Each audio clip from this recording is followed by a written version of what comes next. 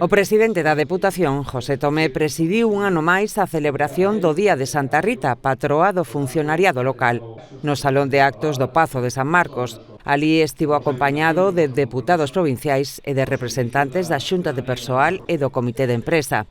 Na cita, homenaxeouse a 10 persoas da institución que deixaron este último ano de prestar servizo nas áreas de vías e obras, parque móvil, Granxa Galloso, Boletín Oficial Provincial, Arquivo e Museo Provincial e da Unidade de Xestión e Recadación.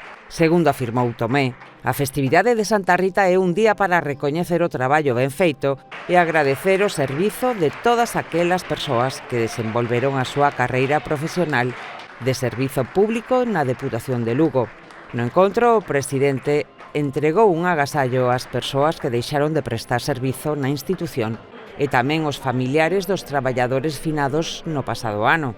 Tamén, nesta ocasión, e como novidade, entregou un detalle aos gañadores dos torneos de fútbol e pádel organizados entre os empregados públicos con motivo do Día da Patroa. Unha vez rematado o acto, fíxose unha fotografía de familia e xunto ao cadro de persoal desfrutaron dun agape.